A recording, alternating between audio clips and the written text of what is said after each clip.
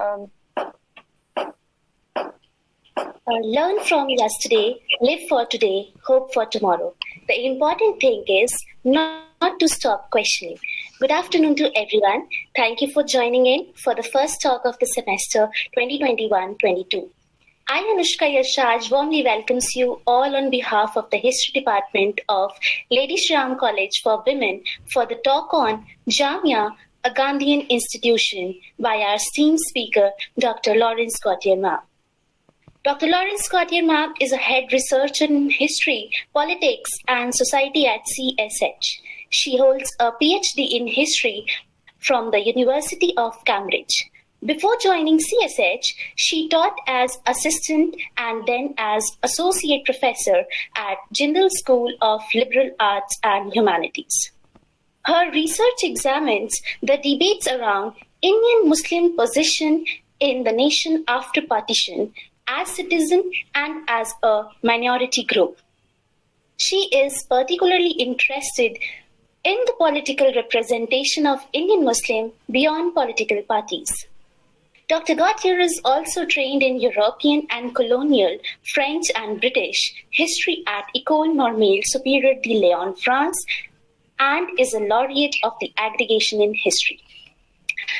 Before we ask ma'am to take up the stage, I would like to request everyone to switch on their cameras if possible. Also, kindly keep yourself muted in the duration of the talk. Once we open floor for the questions, you can choose to unmute and put forward your questions or write them in the chat box for us to take up on your behalf. Thank you, and I would now request ma'am to continue with today's session. Thank you very much, Anushka, for this kind introduction, and thank you very much to all of you for welcoming me to LSR. It's a great honor. Of course, it would have been even nicer to meet you in person, but I very much hope that there will be other such occasions. So, without having you wait any further, and again, I apologize for the delay due to technical problems. Let me start with my presentation, and please do not hesitate to stop me if there's a problem with the connection. Just a second. So,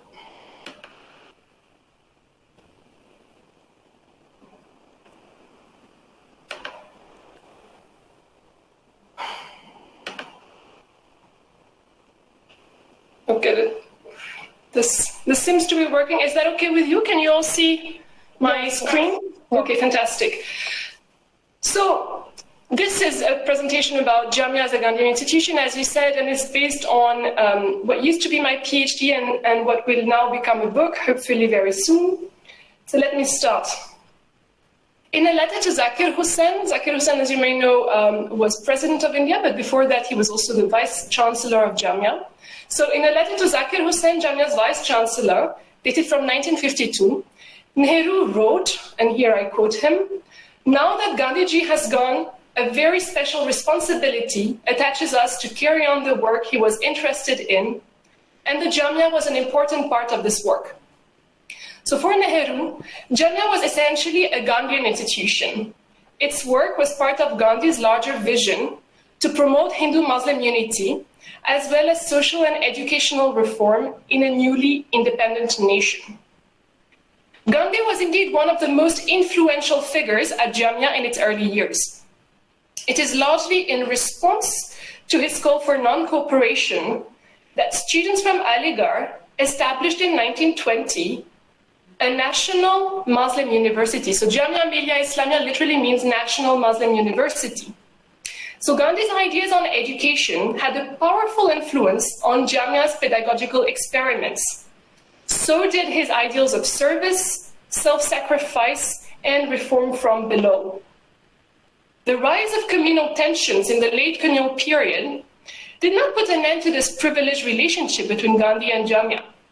Just as Gandhi, Jamia members remained firmly committed to the ideal of Hindu-Muslim brotherhood, even in the peak of partition. Jamia members did not merely reproduce Gandhi's ideas on education and social reform. They critically engaged with these ideas and built upon them. So So this presentation will look at the multifaceted relations between Jamia members and Gandhi. It will focus more particularly on Jamia's experiments in basic and adult education to show how Jamia members contributed to shaping as well as promoting what came to be seen as the Gandhian legacy. So first, I'll say a few words about Gandhi's very close personal and political connections with Jamia, especially at the time of its foundation. So imagine you are in Aligar in October 1920. The Khilafat agitation is raging. A few months ago, Gandhi himself joined forces with the leaders of the Khilafat movement against British authorities. And during a visit to the students of the Mohammedan Anglo-Oriental College, what later came to be known as Aligar Muslim University, Gandhi tries to rally students to his call for non-cooperation. Gandhi actually fails. A majority of students and teachers decided to remain loyal to British authorities. However, a few students are deeply inspired by Gandhi. Among them is young Shafiqur Rahman Kidwai, whom you can see on the screen, who was a BA student at the time at Aligarh, who was known by his peers for, I quote here Muhammad Mujib, for his love of comfort and fastidiousness in clothing and food. Inspired by Gandhi, Kidwai makes a bonfire of all his foreign clothes and replaces them with, I quote again, coarse khadar. He starts picketing in front of shops selling foreign goods. Young Shafiqur then joins a larger group of students and alumni headed by the Khilafatist leader, Muhammad Ali Johar, whom you can also see on this picture. And together they decide to break away from Aligarh's loyalist attitude towards British authorities. A few days later, on the 29th October, Muhammad Ali announces the opening of Jamia Millia Islamia, the National Muslim University, inside Aligarh itself. And here you can see an early picture of Jamia in its very early days. So basically it consisted of tents and small huts, in Aligarh's campus itself. Their intention originally was not to create a new institution, but to reform Aligarh from within. However, just like Gandhi, they actually failed to convince a majority of teachers and students to join them for this project. For several years, sorry about this. For several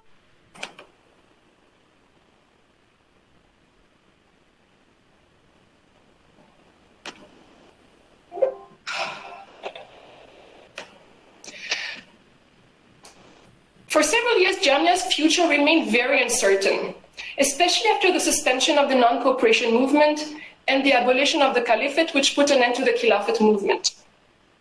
In this critical phase, Gandhi continued to act as a guardian of sorts.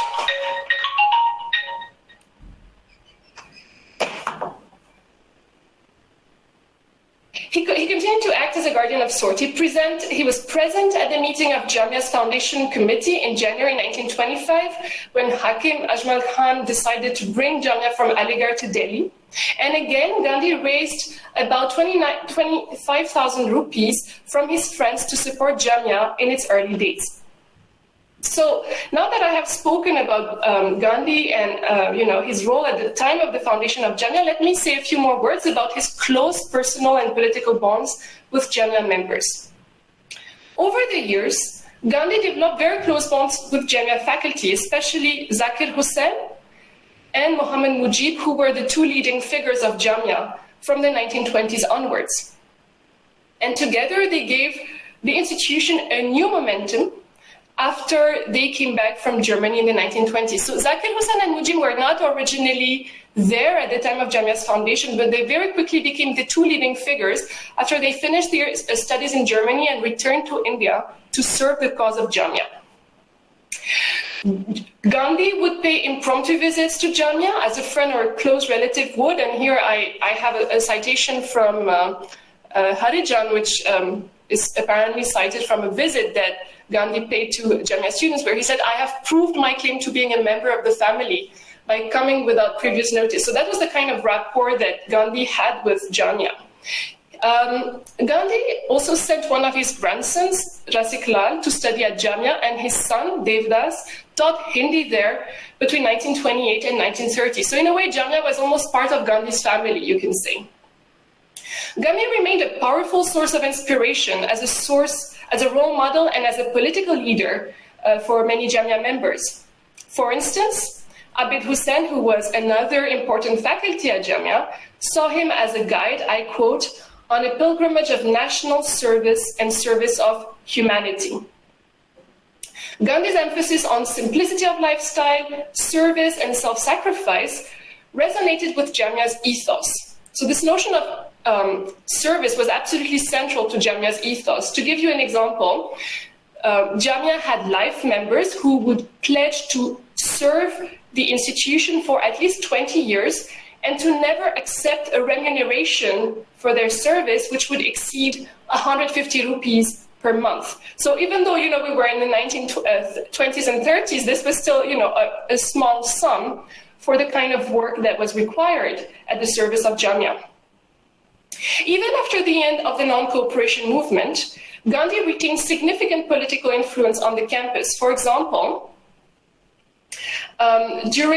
in 1930, at the time of the civil disobedience movement, several Jamia members, like again Shafiqur Rahman Kidwai, whom I mentioned earlier, joined Jamia's movement in rebellion against the British authorities. So I have said a few words about the political and personal bonds that united Gandhi and Jamia.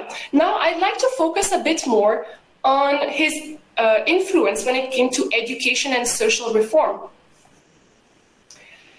Unlike many national schools, which were inspired by Gandhi's non-cooperation movement, which quickly disappeared soon after the end of the movement, in the late 1920s and 1930s, Jamia reinvented itself as an experimental school. And I would argue that actually one of the reasons why Jamia still exists nowadays, in contrast to many Gandhian schools that actually disappeared quickly in the 1920s and 30s. The reason is that in the 1920s and 30s, Jamia members were able to give a renewed momentum to the school by basically transforming Jamia into an experimental school. An experimental school that became a pioneer in basic and adult education. And much of their educational philosophy was actually inspired by Gandhi's ideas on education. Through their educational experiments, Jamia members challenged the colonial model of education. They aimed to lay the foundation of an alternative system of education that would, I quote here Mohammed Mujib, train young men as citizens for giving meaning and content to freedom once it had been achieved. So you can see here that it was not just a school, it was a school that was meant to basically train the future citizens of a future independent India. Jamia members did not draw inspiration from Gandhi alone. And K.G. Saidan, who was another educationist close to Jamia, says that, already at the time in many progressive training colleges and schools like Jamia, the idea had been growing even before Gandhi that there was a need for a basic education scheme and that some vital changes were needed in the education system. So beside Gandhi, at Jamia, Zakir Hussain drew inspiration from progressive educationists abroad, like the American John Dewey or the German Georg Kartensteiner, but also from Gandhi. I will not spend much time on the other influences because that's not the topic of this Congress, of this presentation today. I'll focus more on Gandhi, but just so that you bear in mind the fact that actually educationists at Jamia drew inspirations from many progressive educationists, including some abroad, like Kartensteiner. Now, the common characteristic of all these educationists and of Gandhi was that they all put emphasis on manual work and what we can call learning by doing. Borrowing and building on these ideas, Zakir Hussain encouraged the introduction of art and crafts at Jamia, such as carpentry, spinning, or clay modeling.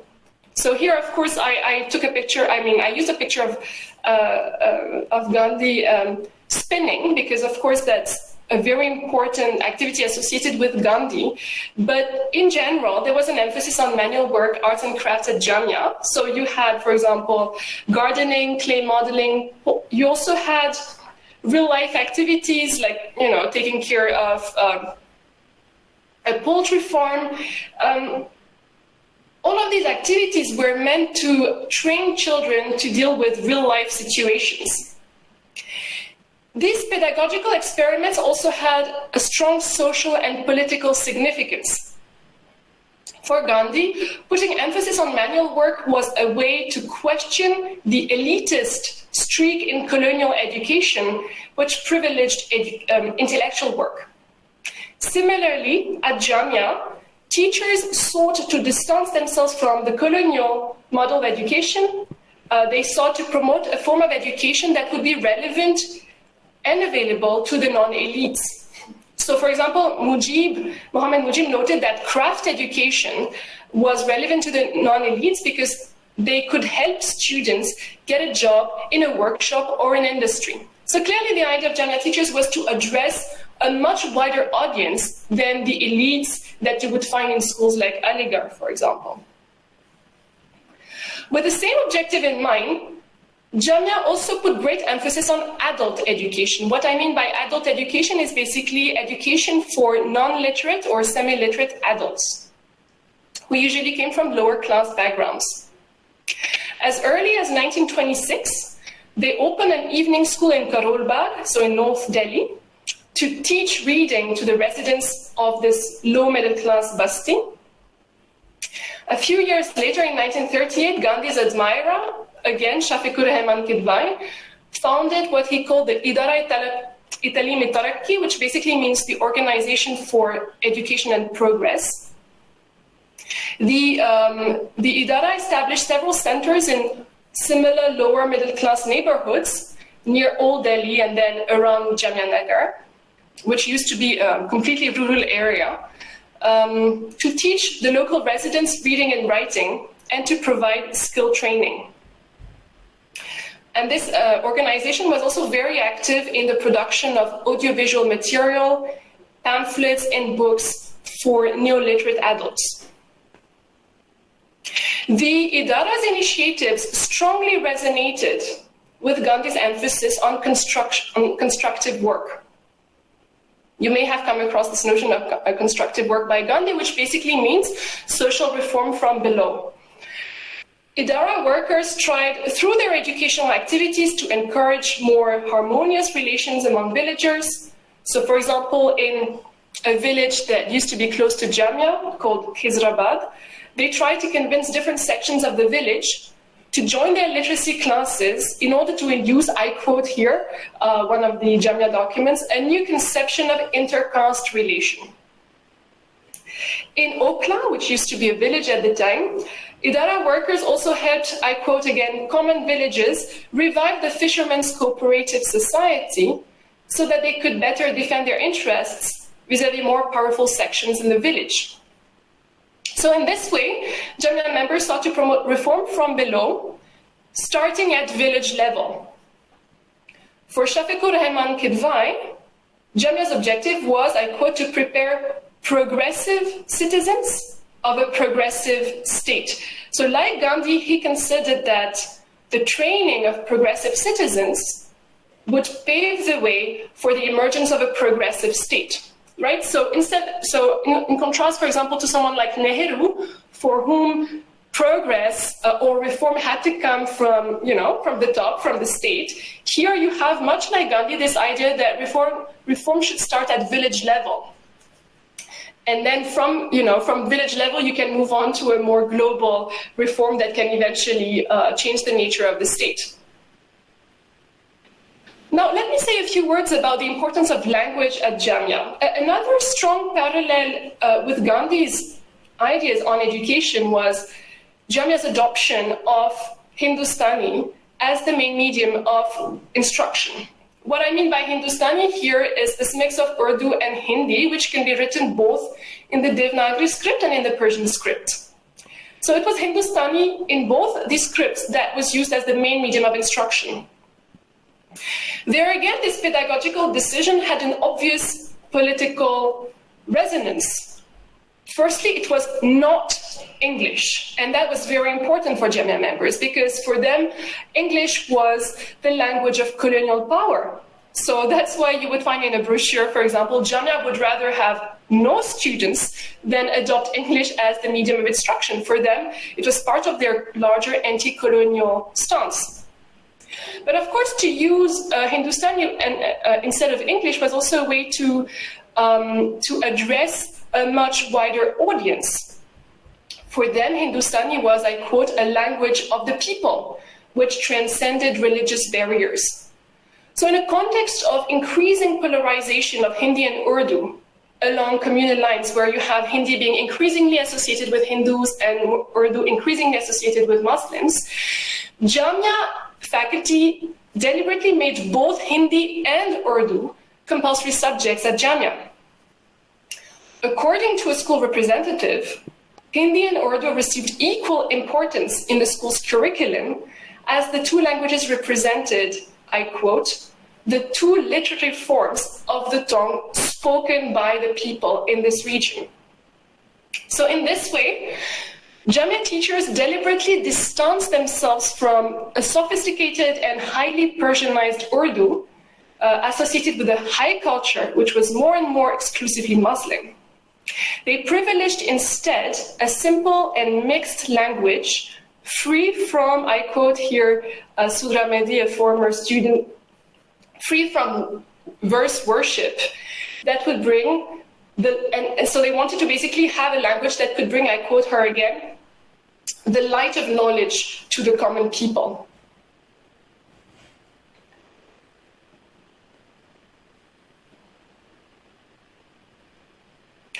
Now, thanks to these initiatives, by mid-1930s, Jamia increasingly gained recognition as a pioneer in basic and adult education. The most striking symbol of this recognition was in 1937, the appointment of Zakir Hussain, the Vice-Chancellor of Jamia, at the head of the Varda Committee on Basic Education. The Varda Committee was basically a committee initiated by Gandhi to establish a scheme of education that would basically serve as the foundation for a national system of education that could serve as an alternative to the existing colonial system of education. And so Gandhi chose to appoint Zakir Hussain at the head of this committee. So that was a big mission. Zakir Hussain did not passively embrace Gandhi's ideas on education. In fact, he could be quite critical of some of the Mahatma's proposals. So for instance, he expressed serious concerns about the fact that if schools were to rely on students' labor for funding, which was one of Gandhi's ideas, teachers may become, I quote here Zakir Hussain, may become slave drivers and exploit the labor of poor boys. So for example, he rejected Gandhi's ideas that schools should rely on students' labor for funding. According to Professor Mujib, it was largely thanks to Zakir Hussain's intervention that the Varda Committee was able to come to a consensus between Gandhi's supporters and his critiques. So that consensus that resulted into the Varda Committee scheme was first, free and compulsory education for 7 years to be provided on a nationwide scale. Second, the medium of instruction should be the mother tongue. And third, there should be importance given to manual work. At the same time, Zakir Hussain insisted that other abilities should be developed. It's not handwork per se that should be promoted. He argues we should keep as our principle the development of the intellect through handwork. So here you can see that Zakir Hussain was very concerned about the fact that the development of manual capacities should help develop intellectual capacities. It should not be just manual work for the sake of manual work. According to Mujib again, it was only in the form in which Zakir Hussain presented it that the Varda scheme would have been acceptable to those who were not Gandhiji's followers, but were seriously concerned with educational reform. So here you can see that Mujib, at least from Mujib's perspective, Zakir Hussain really played a key role in basically the framing of what came to be known as the Varda scheme of education. Now, following the adoption of the Varda scheme, Jamia gained greater visibility, largely thanks to Zakir Hussain, who was recognized as a leading figure in the field of basic education. In 1938, 1 year after the Varda Committee, Hussain was appointed at the head of the Hindustani Talimi Sangh, so the organization which was based in Gandhi's ashram in Sevagram in Gujarat, and which was meant to promote basic education across India. Jamia developed very close ties with this organization. So besides Zakir Hussain, who was at the head of the organization itself, some of his closest colleagues like Professor Mujib, Abid Hussain, took a very active part in the Hindustani Talimi Sangh. Some of the meetings of the organization actually took place at Jamia itself, and it was Jamia's responsibility to publish the Urdu version of Nai Talim, which was the magazine of the organization. So you can see that there was a strong partnership between Jamia and this Gandhian organization in the 1930s. In parallel, Jamia also established a teachers' college which aimed to spread the methods of basic education that Gandhi and Jamia promoted. So thanks to these different initiatives and thanks to their close collaboration with Gandhi, Jamia came to be seen as a key actor in the emergence of a national alternative to the colonial system of education. They not only spread Gandhian ideas on education and social reform, as I try to argue, they also took an active part in shaping these ideas. Now, I'll say a few words about the post-independence period, and then I'll leave it there. After independence, Jamia authorities hope to retain a similar role or even to expand it thanks to government support. So what you have to bear in mind is that throughout the colonial period, Jamia was very much against colonial authorities, and so as a result, they could not rely on government support by any means. They could not get any funding from the government. But now that India was independent, and now that it was led by a Congress government to which Jamia was very close, they were hoping that they could rely on government support to promote their model of education and their ideas about the nation more generally. At first, Nehru's coming to power seemed to provide favorable conditions for Jamia to play a bigger role in the development of national educational policies. So even though Nehru considered that the state constituted the central agent in the modernization of Indian society, the government also drew inspiration from Gandhian ideas of development, and you may have heard of some of these schemes. So for example, Nehru's government supported the Sarvodaya schemes, inspired by Gandhi, which were taken up by Vinoba Bhave and his Gramda movement.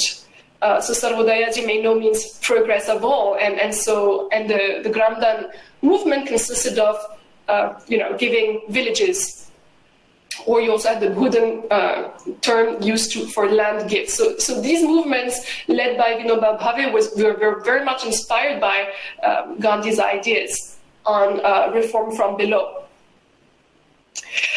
So Nehru's government supported these schemes in the first place, and they also encouraged the establishment of village assemblies, so the famous Gram Panchayat, thereby endorsing part of Gandhi's vision of village self-rule. In a similar spirit, Nehru's government also endorsed Gandhian ideas on education in order to establish a new system of education which could address the needs of the entire population. Just as Gandhi and his allies in Jamia, Maulana Azad, the first education minister, insisted on the need to transform the education system that had been inherited from colonial rulers, so that we could have a system of education that was better adapted to the needs of the newly independent nation. Maulana Azad himself emphasized the importance of basic and adult education. He also surrounded himself with prominent educationists who were favorable to these methods. I have in mind especially KG Sayyiden, who had worked closely with Zakir Hussain on the Varda scheme of education. So within this new framework, Jamia appeared as something of a pilot institution. Immediately after independence, Maulana Azad proposed a special grant to both Jamia and Tagore's Vishva Bharati to carry on their experiments in basic education. In 1948, the University Education Commission also suggested that given its location and its outstanding work in the development of basic education, and by outstanding work, I'm again quoting the Commission report, Jamia could become one of the first rural universities in the country. What you have to keep in mind is that at the time, Jamia was still in a rural area, and so it was surrounded by fields and villages, basically. It was not yet part of Delhi. And so the University Education Commission saw it as, potentially becoming one of the first rural universities in India. With this idea in mind, Jamia teachers made special efforts to expand their social and educational activities in rural areas. In 1952, for example, they established an Institute of Rural Economics and Sociology, which was meant to conduct research in the villages around Jamia. They also participated in government-led initiatives to promote community development programs, which were again inspired by Gandhi. These programs were meant to encourage villagers to participate in self-help activities. So you can see how, in many ways, Jamia basically became part of a larger movement led by state institutions to promote education and constructive work in the Gandhian style in rural areas. Their collaboration with Nehru's government seemed to symbolize the integration of Gandhian ideas into the Nehruvian project of state-led development. But, and that's a big but, however, there were ambiguities in Nehru's government's attitude towards Jamia. Despite the close relations between Jamia and Congress leaders, Jamia received actually limited support from the government. For years, the institution continued to struggle for its survival for lack of financial means. This was partly due to the fact that some teachers were reluctant to ask the government for more financial support, for fear that this may hamper their autonomy. But these difficulties also reflected at a deeper level the ambiguities of Nehru's government vis-à-vis Gandhi's legacy. So even though the Ministry of Education made it a priority to promote universal basic education, in practice, the Ministry of Education suffered from a lack of resources, which jeopardized the implementations of this plan. In addition to that, state-sponsored constructive work programs, which were inspired by Gandhi, soon lost their momentum. So Vinoba Bhave's Bhudan and Gramdan movements failed to make a lasting impact on the land structure.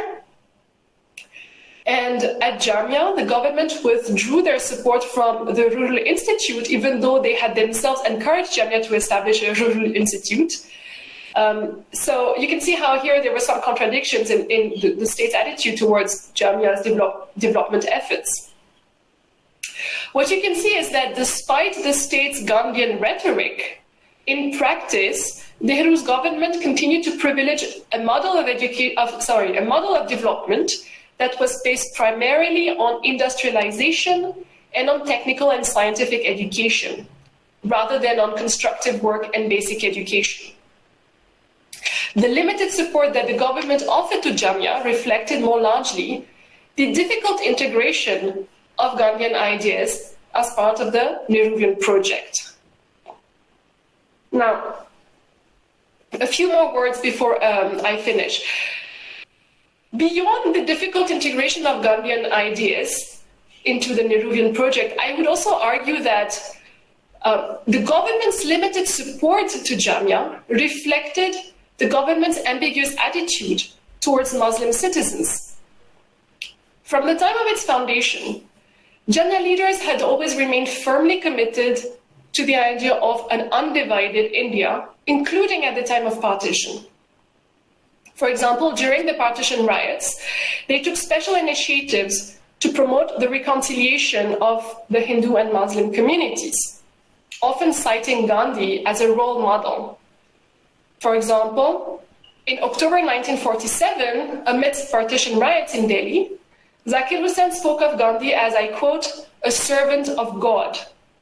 And in his speech, Qarar Ya Farar, he urged Muslims to follow Gandhi's lead, that is, to stay and serve in order, I quote, to save the city being Delhi. But in spite of this firm commitment to national unity, and despite Nehru's own efforts to promote national integration, his government gave little support to Jamia's efforts to promote trans-communal reconciliation. I suggest that part of the reason may be that for Nehru, Jamia was primarily a Gandhian institution.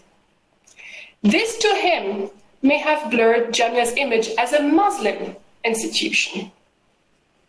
We may want to remember that before partition, the Muslim League had strongly criticized Jamia's collaboration with Gandhi. Jinnah declared in 1946, I quote, Dr. Zakir Hussain was selected by Gandhi and co. for carrying out their plan for Hinduizing Muslims in the spirit of the Varda scheme.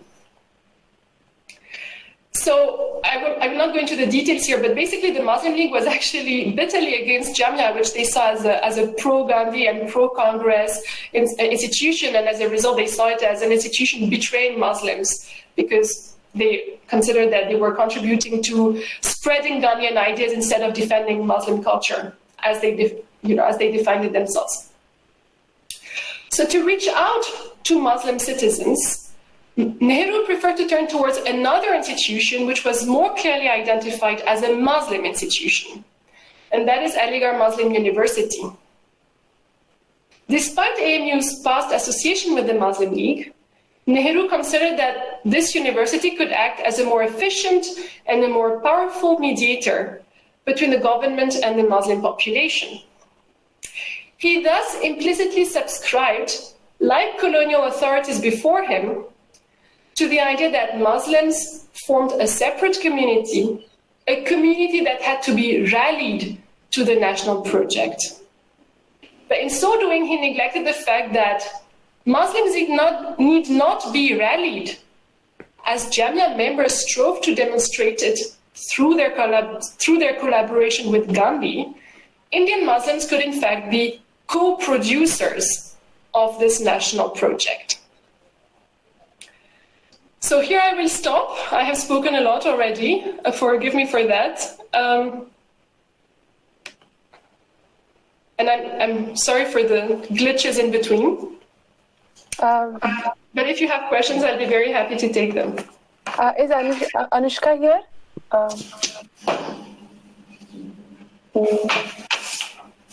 Okay, so thank you, ma'am. Thank you for that enlightening talk. And I mean, in today's popular culture or today, okay, so she's here. Yeah, Anushka.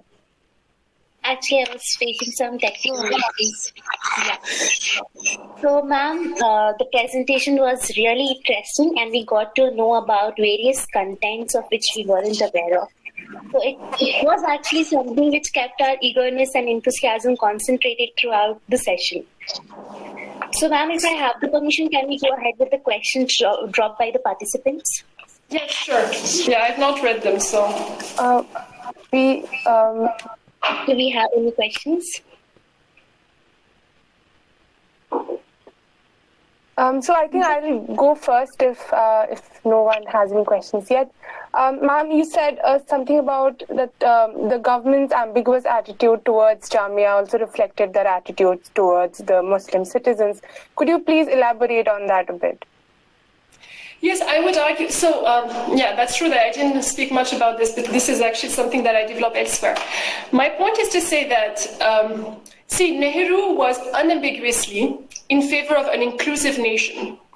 It was very important for Nehru in the aftermath of partition to reassure Muslims, to show them that they belong to the Indian nation. And that was all the more important at the time when actually part of the Congress was not so clearly inclusive about Muslims. We must remember that not only did you have a Congress opponent who were challenging Muslims belonging to the Indian nation, but within Congress itself, there were some anti-Muslim influences that Nehru and other allies like Maulana Azad were fighting against. So Nehru was fighting, against his own party in a way.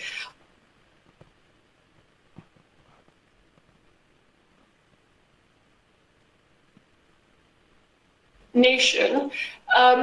And for him, the way to achieve national unity was to promote secular nationalism, which means basically that for him, religions were potential obstacles to national unity. And so to achieve unity, you had to, everyone had to transcend their own religious affiliations to arrive at a secular state, to arrive at, unity, national unity. So national unity was, strongly associated with secularism.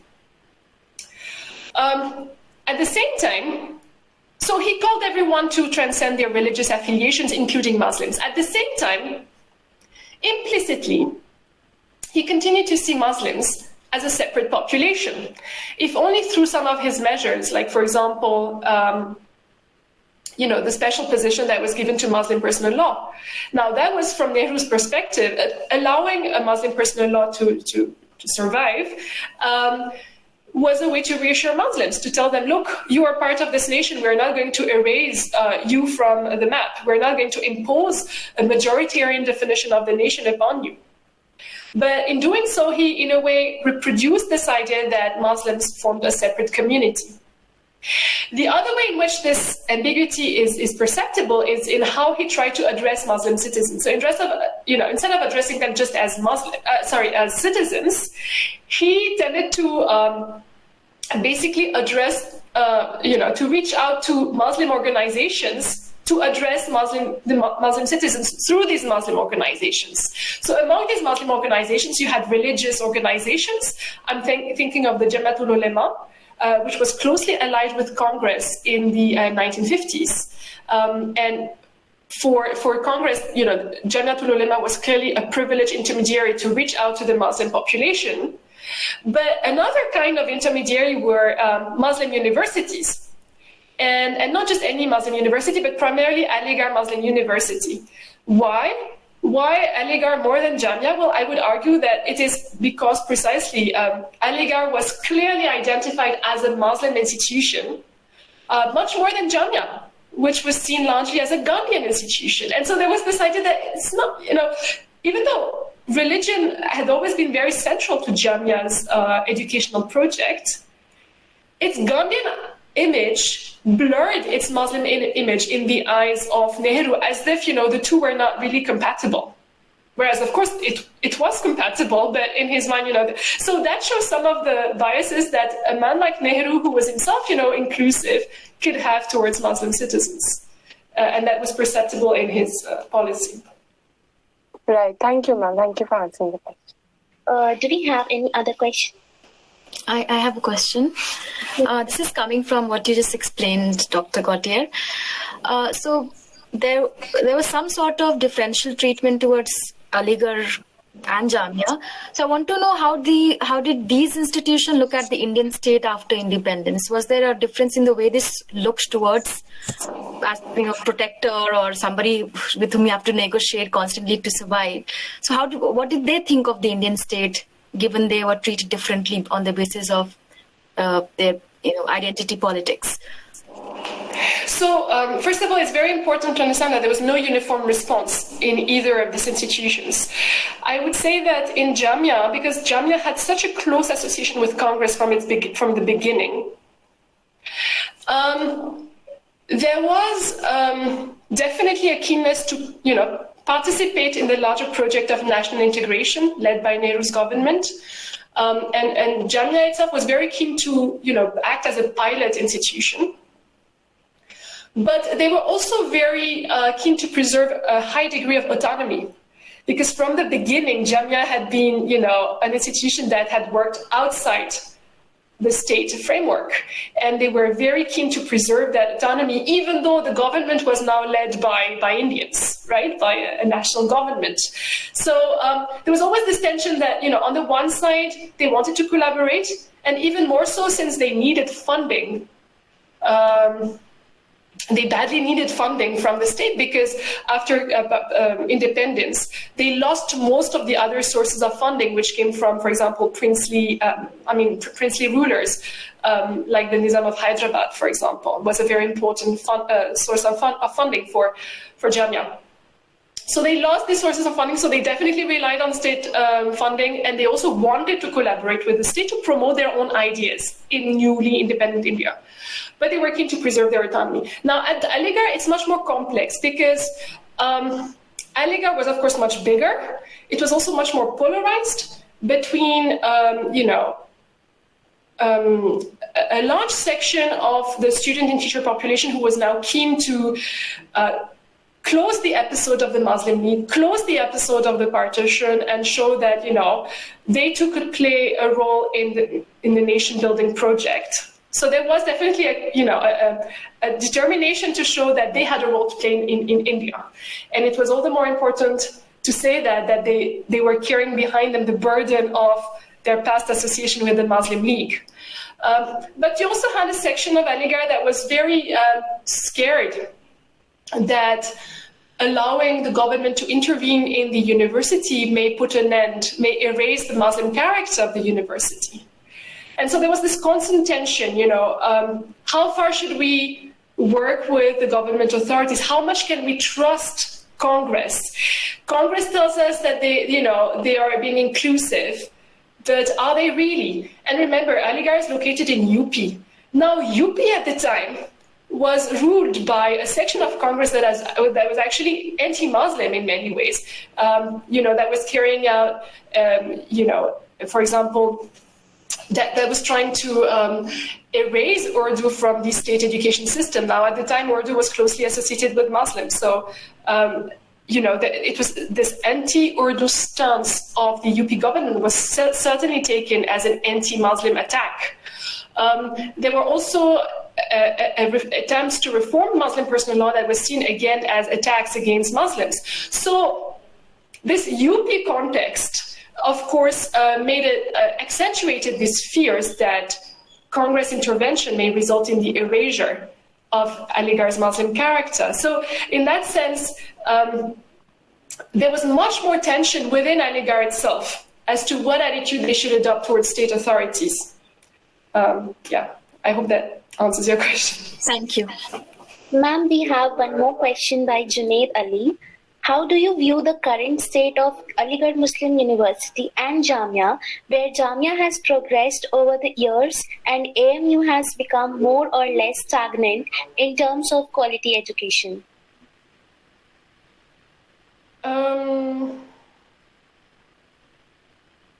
Well, I mean, I can't really comment on AMU's quality education because I've not really examined. And what we must bear in mind is the fact that actually both universities are doing pretty well.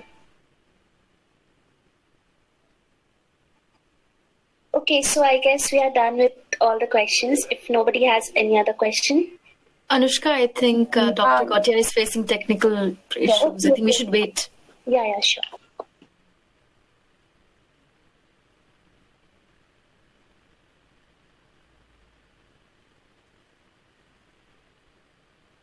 Okay, sorry, this is turning out to be a bit of a mess.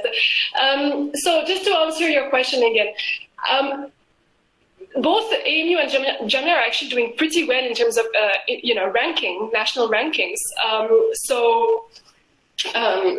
I think that all too often there is a tendency to look down upon these institutions precisely because they are Muslim institutions. So there's a tendency to look down upon these institutions precisely because there are all these stereotypes associated with Muslim backwardness, and so there's a tendency to immediately consider that they are not as good as others, where in fact they are doing pretty well in national rankings. So that's my first answer. The second answer is that one of the reasons behind Jamia has expanded very fast since the 1980s.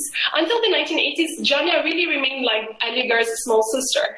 It was a very small institution, struggling for its survival, struggling for funding. But two important things changed in the 1980s.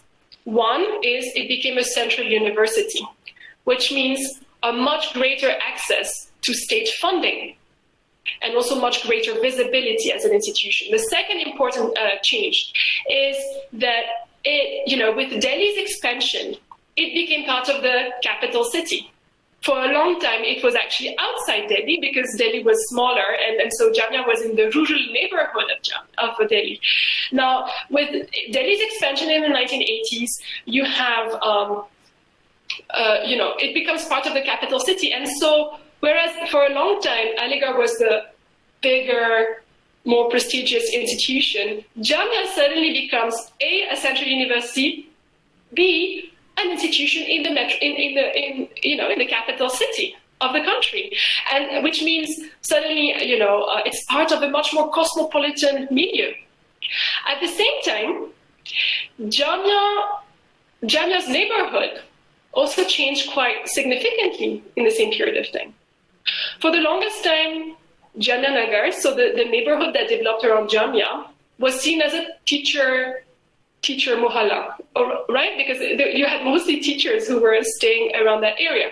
Now, in the 1980s and 90s, with increasing migrations from UP and Bihar especially, but also from other parts of the country, so you have, of course, a rapid expansion of the neighborhood itself, with a much more diverse population, largely composed of migrants who had come to Delhi for livelihood.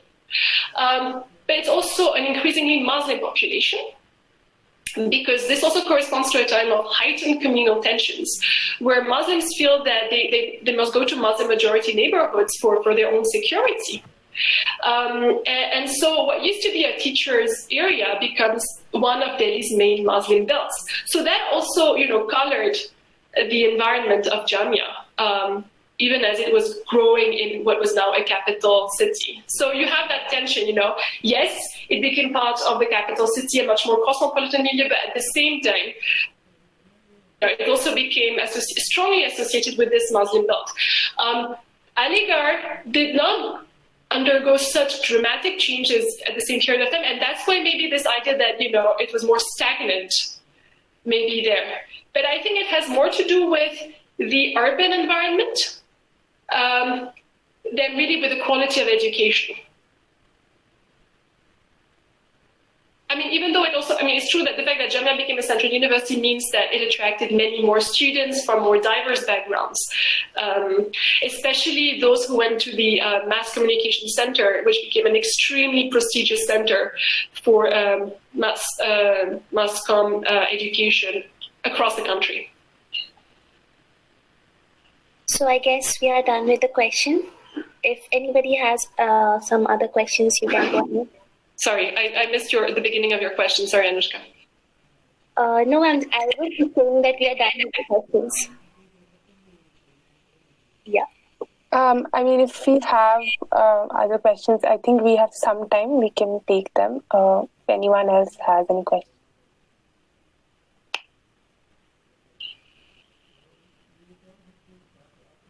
I just had one more question. I don't know if the premise of the question is correct or not, but in the popular image, at least in today's time, we do not immediately associate Jamia and Gandhi. So how did that disassociation happen? Was it just a result of Nehruvian government, or were there other factors involved? No, so in fact, it dates back to the foundation of Jamia. So Jamia was established in response to two movements that were happening at the same time: the Khilafat movement and the non-cooperation movement. So the whole purpose of Jamia was to basically break away from loyalty to the colonial authorities. So the people who started Jamia were essentially, not all of them, but many of them were actually at Aligar. And Aligar was very much a loyalist institution. It was very much an institution that was invested in training Muslims so that they could become government servants, so that they could join the colonial system of governance, right? That was one of the main objectives of Aligar. So Aligar was very much a loyalist institution at the time. And in 1920, in response to Gandhi's call to non-cooperation, you have a group of students and alumni who decide to break away from Aligar because of its loyalist attitude to the British, and so who precisely, establish a separate institution that would be anti-colonial. And so from its foundation itself, it was a Gandhian institution in that sense. On top of this, it retained these close connections with Gandhi throughout the 1920s and 30s, even 40s, because they shared basically a common ideology, that of anti-colonial ideology, but also strong belief in the importance of reform from below, so starting at village level, as well as a strong belief in the importance of Hindu-Muslim unity. So for all these reasons, you can very much call it a Gandhian institution. My question was, I think I framed it incorrectly. What I meant was, when did it start to disassociate itself? Oh, when did it start? I would say with Gandhi's death. It remained throughout, not even that, because after that, of course, Gandhi's ideas retained their influence. So you can say, of course, 1948, Gandhi is murdered, but his ideas survive, including at Jamia.